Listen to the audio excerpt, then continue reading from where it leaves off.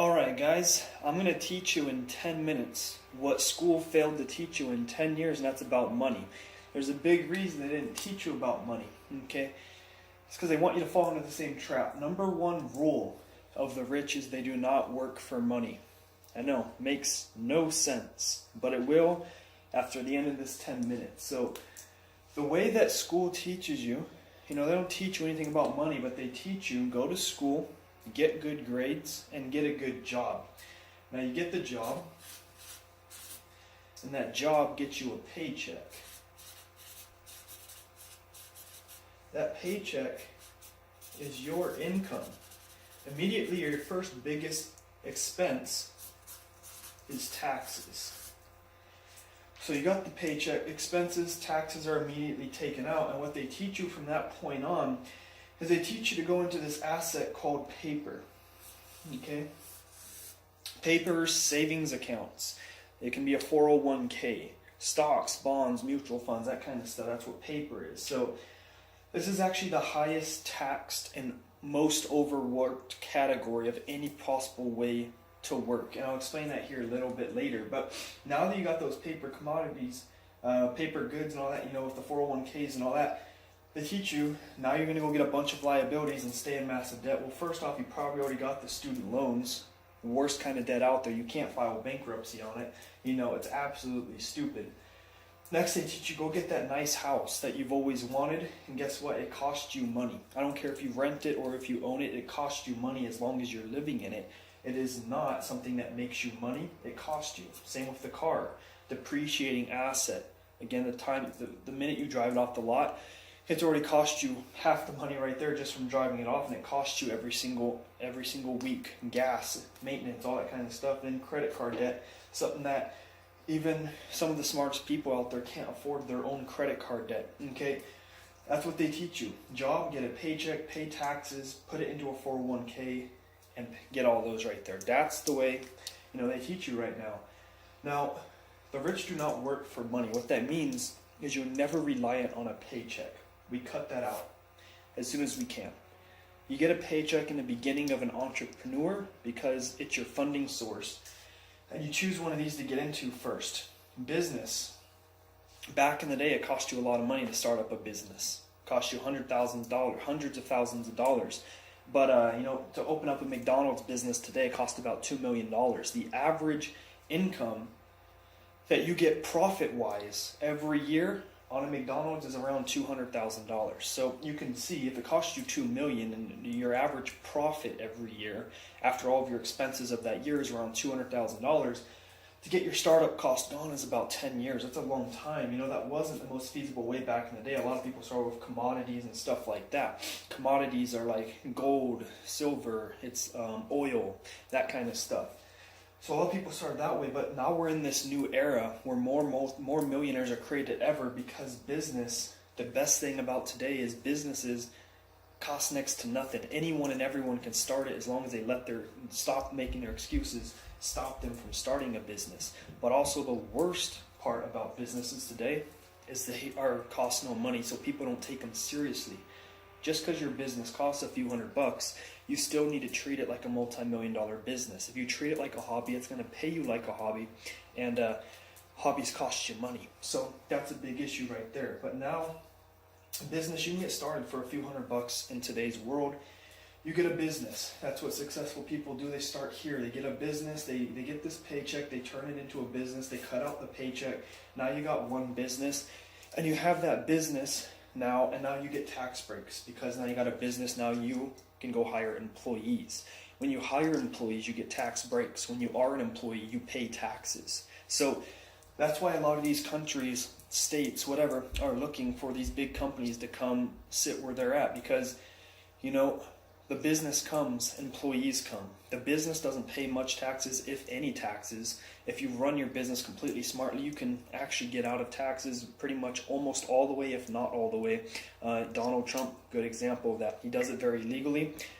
After you get through this, you're going to realize you got to be stupid to pay taxes. But now that you got your business, again, employees pay taxes, businesses get tax breaks. These are all tax breaks. So now you got your business. It's making you money. It's an income stream. It's cash flow. Successful people work for cash flow. Because when you get businesses going up, when's the last time you seen the founder of Walmart, going out in any of the stores? He doesn't. He hires employees to do the work, and it's cash flow to him. Money works for him.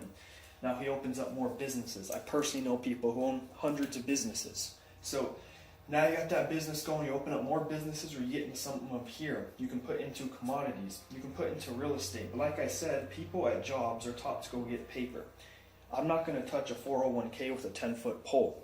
I'm not going to touch a savings account with a 10-foot pole, because paper commodity and paper goods like cash and stuff, they depreciate every year, average 3%. They've never gone up, they've always gone down. Commodities go up, real estate goes up, businesses go up. Your money is making you money instead of losing you money, and you have control of these. You don't really have control of what happens with that. So the successful, we cut out that. We do the opposite of what most people do. So trust me, this will make sense by the end. Now you got a business, you got some commodity or real estate. Personally me, in business, I fund a few businesses, and then you want to get into real estate. Real estate, guess what, guys? Debt is your best friend. Debt is my best friend. Debt is most people's best friends. Donald Trump, he's the king of debt. People make fun of the successful for being in debt, but they don't realize they leverage that debt to get more income streams. And because they're doing it with debt, it's tax-free.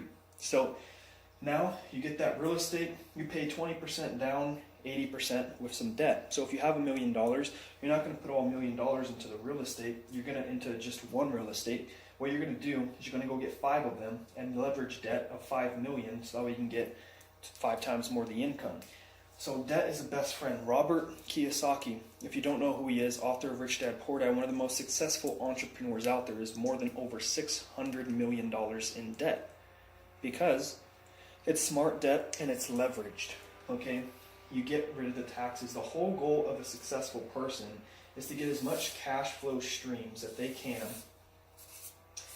That's their income, that are the least amount taxed. Okay, jobs, they go get this, highest amount taxed. Businesses pay the least amount of tax. So you want to work for cash flows and get businesses going, eventually get into real estate and get into commodities, but do not put your money into a savings account or a 401k. It's worthless there. You can take money out of real estate. You can take more loans out if you need it. Commodities, same thing. Businesses, same thing. You want to work for assets, not liabilities. Average people, again, job for a paycheck, to put into paper commodities and waste all their money. You lose your job, what happens? Average person in their life loses their job 7 times. Gets fired 7 times in their life. Well, of one of those times, you're probably going to lose a lot of that stuff right there and probably have to file a bankruptcy because you can't afford that. That still does not come off. You pay it when you can again. House, car, you can lose that stuff because you don't have control of your life. You are a slave for money. Don't be a slave for money. Let money work for you. Okay, you have control of what happens here. But again, with taxes, let's get into that. The way taxes work, why you want to own a business, very, very simple. Taxes as an employee. This is how taxes work as an employee. You make money. You're immediately taxed on it. Okay, taxes come out already in your paycheck. Then you get to go spend what's left over. Now, as a business, you make money, you go spend it, then you pay taxes on what's left over. So, big difference, let's just take a $50,000 a year job, because that's a pretty average job out there. Say as a business owner and as an employee. You make $50,000 a year in both. Okay, it's not much. I know it doesn't get you anywhere in life today, $50,000, but as an employee, you're going to immediately be taxed on that about, 20-25%. So let's just say, you have $38K after you paid $12K in taxes. $38K is what you take home. as a business, if you make $50,000 in a year, that's not very much to live off. Number one, you're probably going to spend, let's just say you spent $40,000. Let's just be conservative and say somehow you can live off $40,000 a year. You spent $40,000, you have $10K left over. You pay the taxes on the $10K.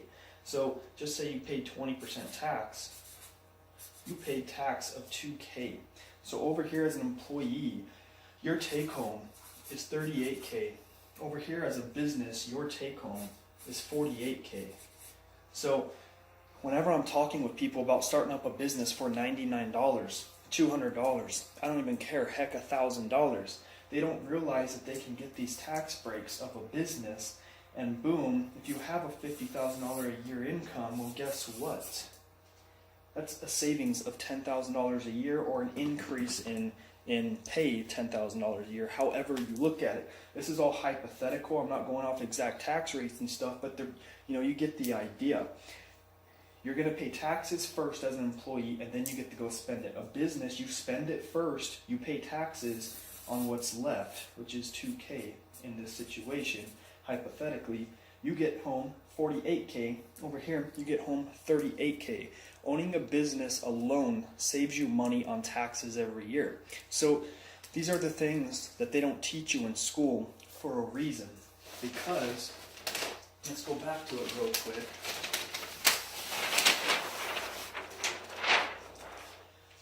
The government, big corporations, they're together.